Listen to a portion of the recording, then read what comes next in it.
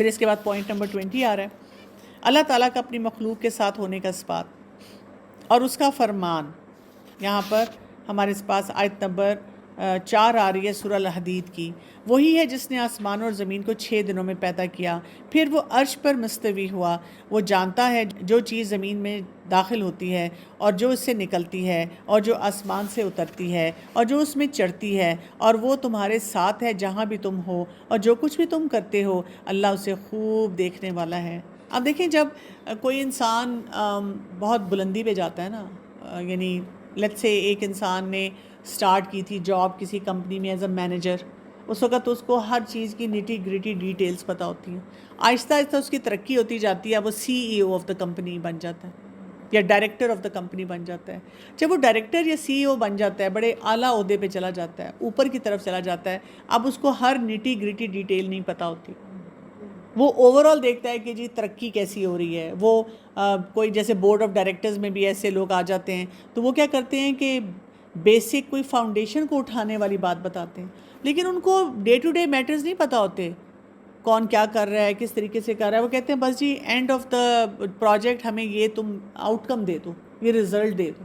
لیکن اللہ سبحانہ تعالیٰ کی بڑائی کے بارے میں جب یہاں بات ہو رہی ہے تو کیا بات کی جا رہی ہے؟ ایک تو اللہ تعالیٰ نے آسمان اور زمین کو 6 دنوں میں پیدا کیا۔ آپ کے ذہن میں سوال نہیں آتا کہ قرآن پاک میں کئی جگہوں پہ یہ بھی لکھا ہوا ہے کن فیکون، اس نے کن کہا اور وہ ہو گیا، تو پھر 6 دن یہ کوئی اختلاف ہے اس میں؟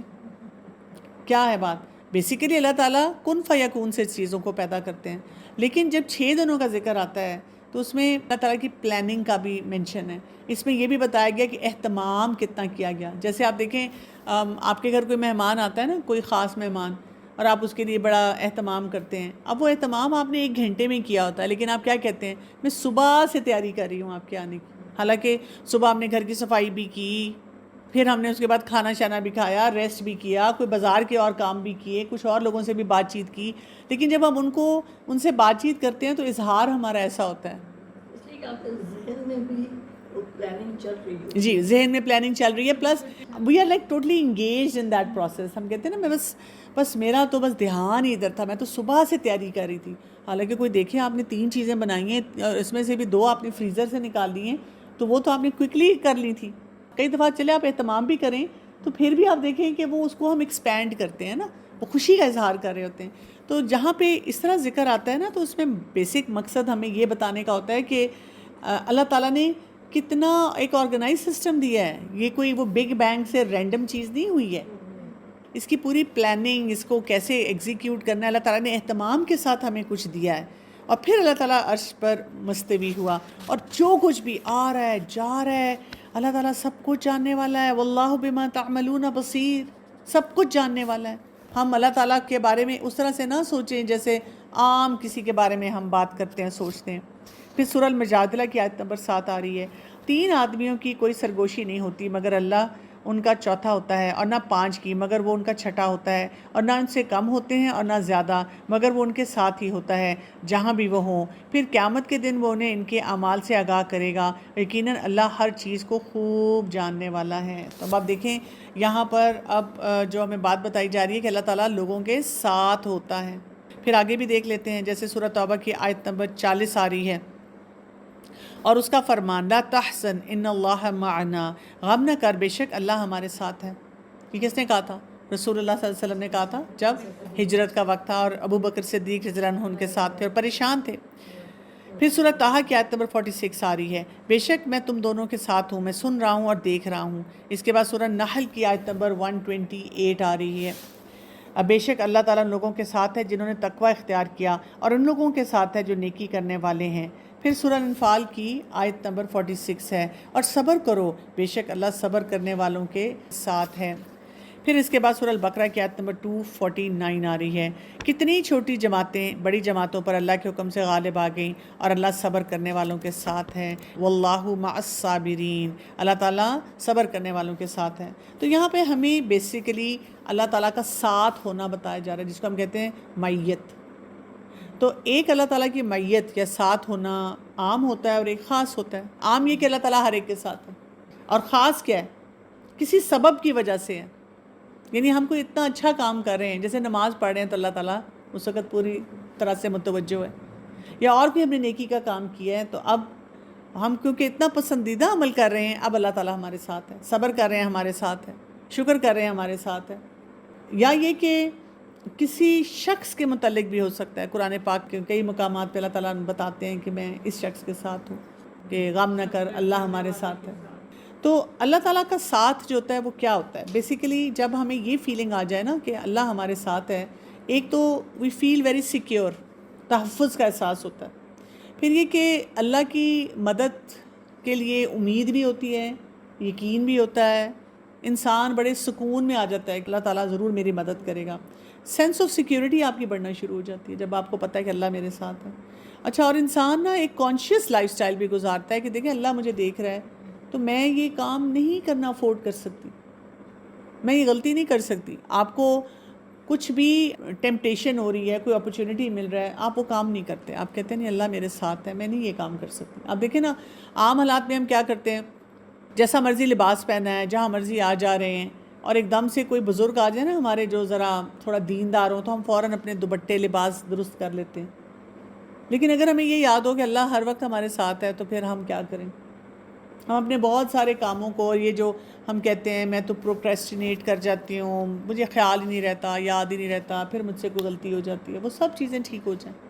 تو جو لوگ ان باتوں کو سمجھتے ہیں نا، اب دیکھیں بہت سا بگاڑ لوگوں کی زندگیوں میں اسی لیے ہے کہ وہ ایسے شکوے شکایتیں کرتے ہیں کہ اللہ سن نہیں رہا، دعائیں قبول نہیں ہو رہی، میری زندگی میں ایسا مسئلہ کیوں آیا.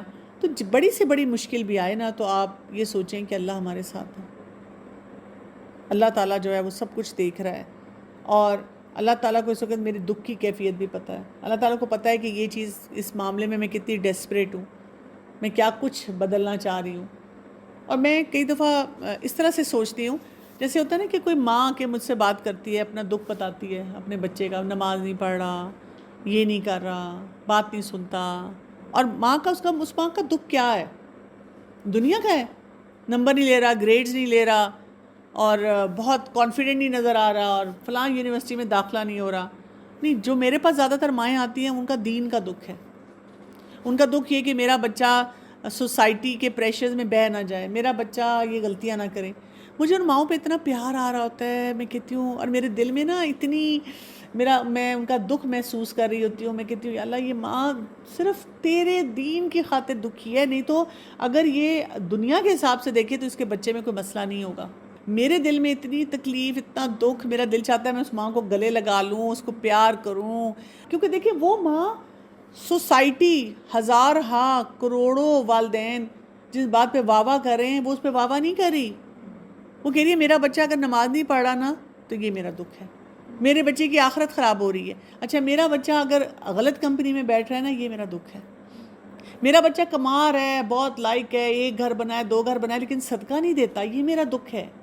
تو میں ایسے موقع پہ سوچتی ہوں کہ مجھے اس عورت کے ساتھ، اس ماں کے ساتھ اتنی فیلنگز آ رہی ہیں، اتنا میں اوور ویلم ہو رہی ہوں، تو میرا رب اس ماں کی کتنی قدر کرتا ہوگا. کئی دفعہ وہ ماں شکوہ ہی کر رہی ہے کہ میری دعا نہیں قبول ہو رہی، سن نہیں رہا کوئی، اللہ تعالیٰ میرا بچہ کیوں نہیں ٹھیک ہو رہا. لیکن آپ سوچیں وہ قدر دانی کتنی زیادہ ہوگی. اور اس وقت یہ سوچنا کہ میرا رب میرا دکھ سمجھتا ہے، میرا رب میرے ساتھ ہے. کبھی کبھی آپ دیکھیں کسی کی اگر ڈیتھ ہوتی ہے اور ینگ لڑکی ہو تو ہم کہتے ہیں پہاڑ جیسی زندگی کیسے گزارے گی.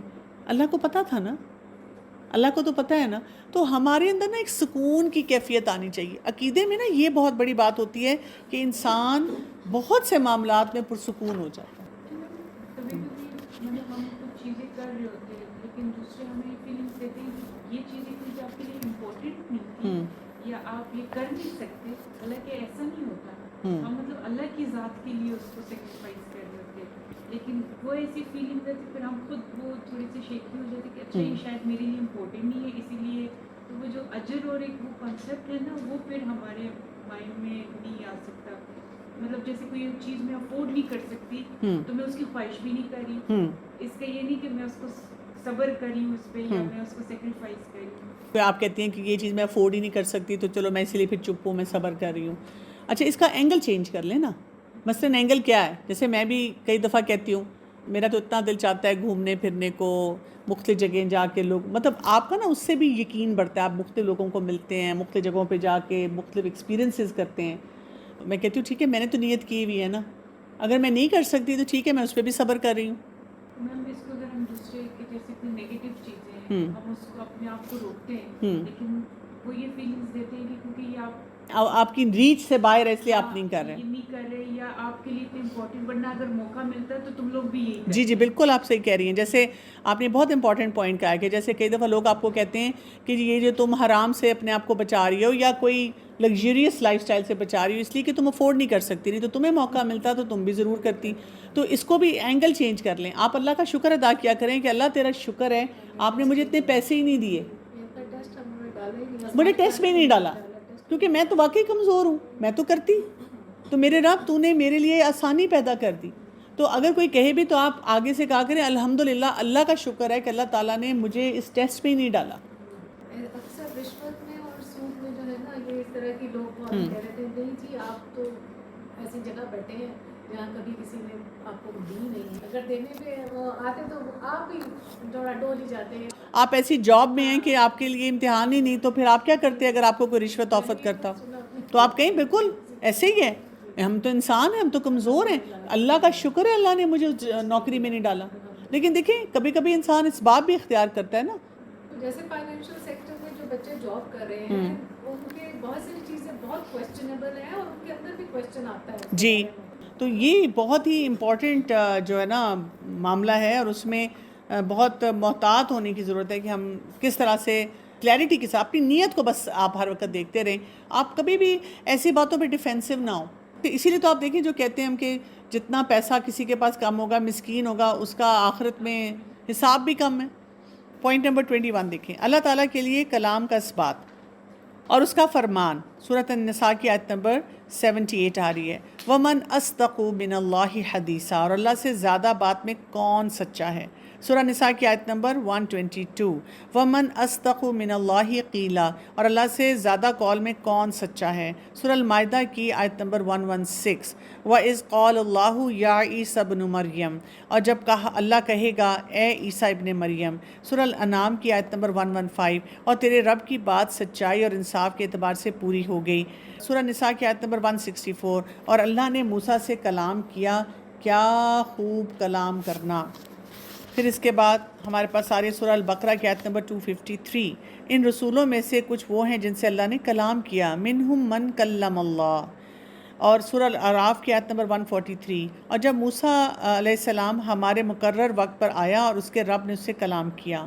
پھر سورہ مریم کی آیت نمبر 52، اور ہم نے اسے طور کی دائیں جانب سے آواز دی اور سرگوشی کرتے ہوئے اسے قریب کر لیا.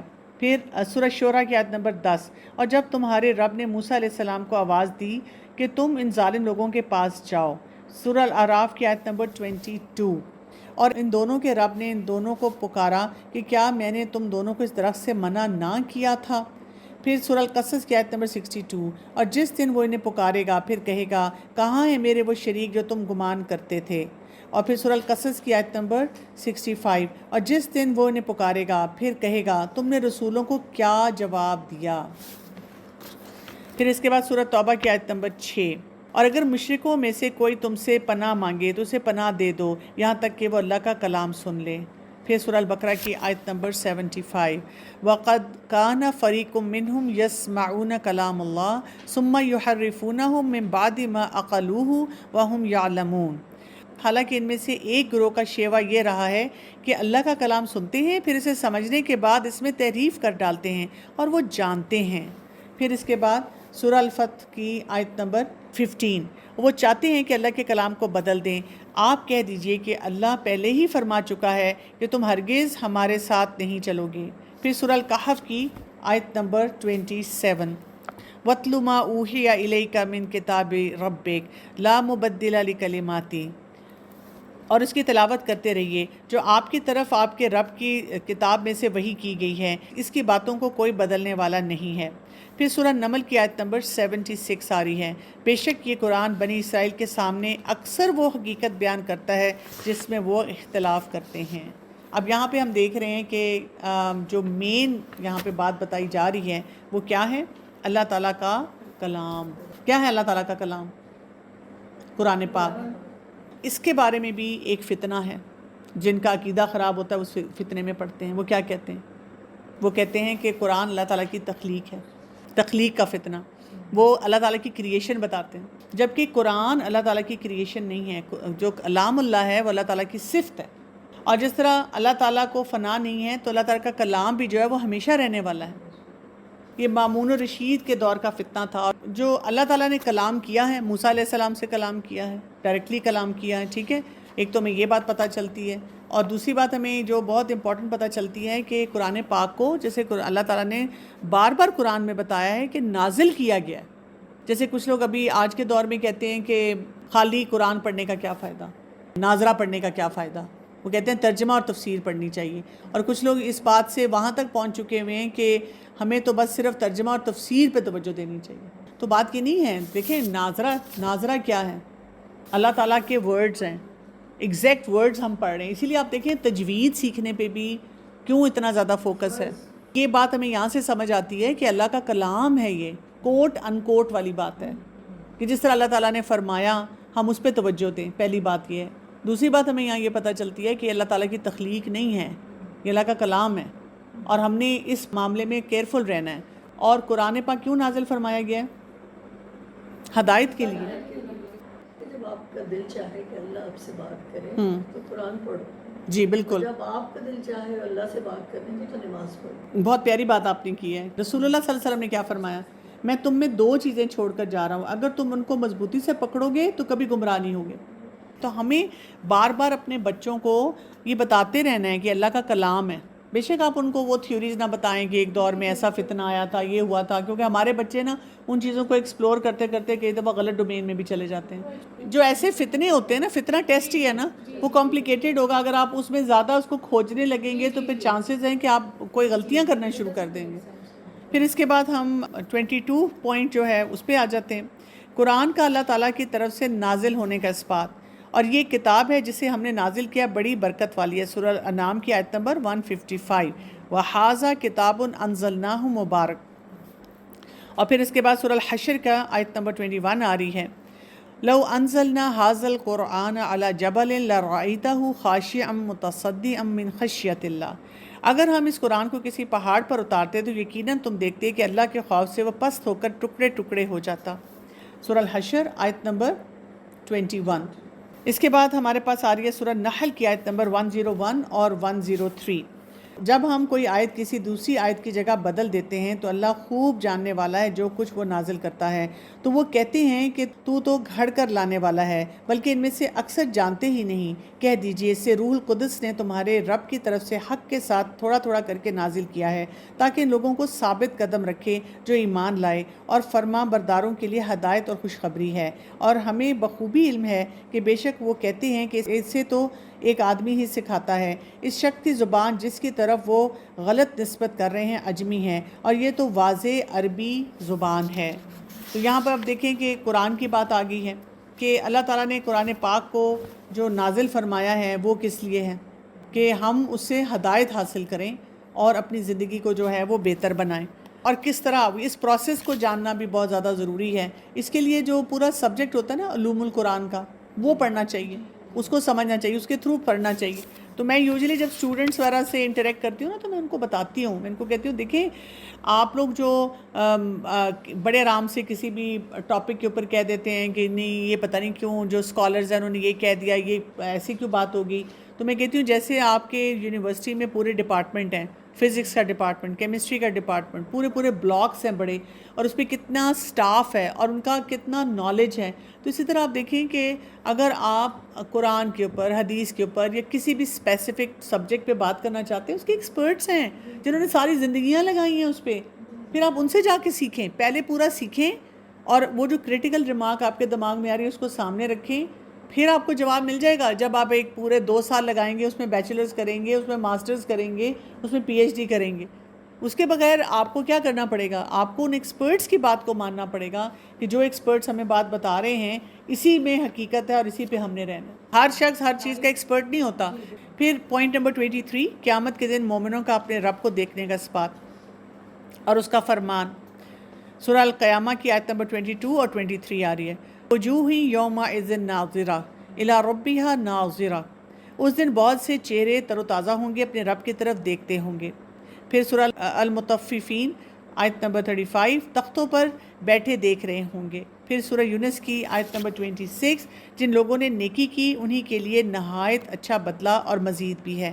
پھر اس کے بعد سورہ قاف کی آیت نمبر 35 آ رہی ہے، لَهُم مَّا يَشَاءُونَ فِيهَا وَلَدَيْنَا مَزِيدٌ، اور اس میں جو چاہیں گے ان کے لیے ہوگا، بلکہ ہمارے پاس مزید بھی ہے۔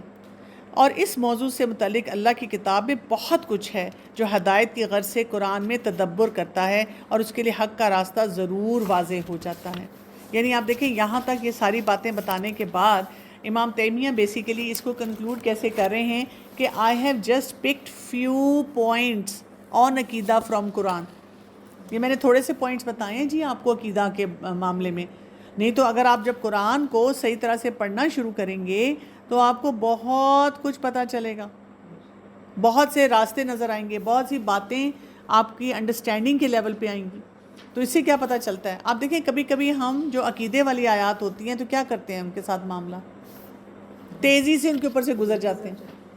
تو یہاں سے ہمیں کیا پتہ چلتا ہے کہ جب ہم نے ایسی آیات کو پڑھنا ہے جن میں عقیدے کی بات ہو رہی ہے تو ان پہ ذرا صحیح غور و فکر کرنا ہے، کیونکہ فاؤنڈیشن ہی اگر ہماری ویک ہوگی تو وہاں سے پھر ہمارے مسئلے مسائل جو ہیں وہ بڑھنا شروع ہو جائیں گے۔ ایک اوور آل پکچر آپ کے دماغ میں بن گئی ہے کہ اثبات اور نفی کو ساتھ لے کے چلنا ہے، اور جتنا زیادہ ہم اللہ تعالیٰ کے بارے میں جانیں گے، اللہ تعالیٰ نے اپنے بارے میں جو بتایا ہے اس میں ان دونوں ایلیمنٹس کو شامل کیا کہ اللہ تعالیٰ کیا ہیں اور کیا نہیں ہیں، اور ان دونوں معاملات میں ہمارے اندر کلیئرٹی ہونی چاہیے، اور وہ کلیئرٹی اپنی توجیحات سے نہیں آنی چاہیے، وہ قرآن اور حدیث سے آنی چاہیے۔ اور اگر ہمیں کوئی اپنا آئی تھنک والا فارمولا بتاتا ہے تو ہم اس پہ کیا کہیں گے؟ ہم کہیں گے دیکھیں جی میں نے تو اللہ تعالیٰ کو دیکھا نہیں ہوا، میرے پاس تو یہ قرآن ہے جو کہ سب سے اوتھینٹک ریفرنس ہے اس بات کو سمجھنے کا کہ اللہ تعالیٰ کیسے ہیں کیسے نہیں ہیں، کیا چاہتے ہیں کیا نہیں چاہتے۔ تو I would rather be safe.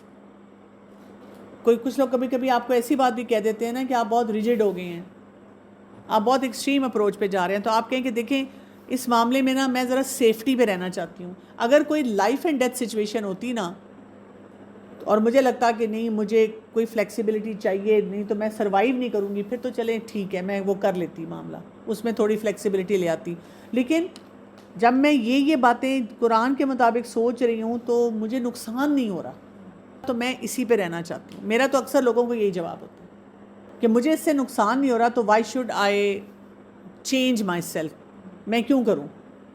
آپ جو سمجھتے ہیں آپ کو ٹھیک لگتا ہے آپ کر لیں، آپ اللہ سے دعا کریں، میں بھی اللہ سے دعا کرتی ہوں کہ اللہ تعالیٰ یہ نہ ہو کہ میں کوئی غلط بات لوگوں کو سکھا دوں، کوئی غلط سٹینس دے دوں جو نہیں ہے، کیونکہ دیکھیں نا یہ بھی تو بہت ہمارے اوپر ایک ذمہ داری آتی ہے کہ حلال کو حرام نہ کر دیا جائے، ایسی سختی نہ اور ایسی شدت نہ دے دی جائے دین میں جو دین کا حصہ نہیں ہے۔